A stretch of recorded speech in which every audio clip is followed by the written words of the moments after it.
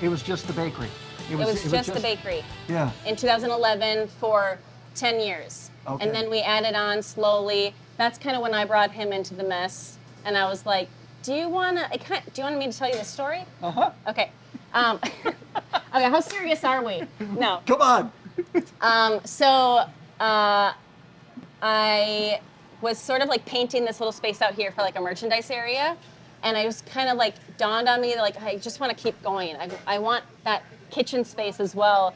And I didn't really know what they were like up to or kind of what the owner was, because it was like COVID and it was kind of on and off. And I was like, I'm just going to ask our landlord like when and if that would ever be available, we'd be interested. No rush, nothing at all.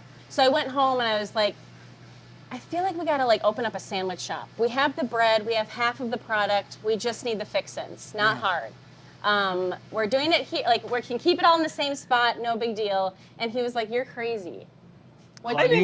I don't think I said crazy. I mean, sandwiches are a beautiful thing, and so it's a natural progression. Mm-hmm. Yeah. So I think we were sitting by the fireplace having a Manhattan, and you said, what if we opened a sandwich shop? And I said, let me just bring you back to the bakery. It was like 10 o'clock at night. Yeah. We were just at home, and I was like, let's go back there and just kind of turn the lights on and see.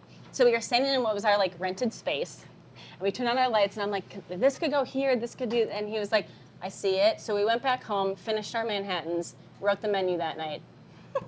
Really? It's pretty close to what it is now, too. Yeah. And we were like, well, what about this? We could do this. And we just kind of like came up with this like basic menu. And then the next morning I was like, I'll just call our landlord and just kind of like, put my foot in the door, maybe just see what's available. And he was sitting at the window with his cup of coffee, which he's not here, but not often. And I'm like, there he is. So I was like, hey, would this space ever be available? And he was like, they left today. Yeah. And I was like, you are kidding me. He's Yeah. like, honestly, I don't really know what I'm going to do. And I was like, I want it. Wow. And It worked out for everybody. Yes. It's crazy. And he was like, what? And so I was like, yeah, I totally want this space. And so it was like in a day, we somehow created a menu and started You got to believe the planning. universe works. That is You gotta just, believe that. yeah. So, totally. yeah, that's kind of how that came to be, and we just never looked back. We stayed committed and revamped the whole space. We kind of thought we could make some things work, but at the end of the day, we gutted the whole space and kind of built fresh. That was So 2011 when it started. Here. And you had to be, were you just out of school? I was 20 years old. You were 20 years old. Yeah.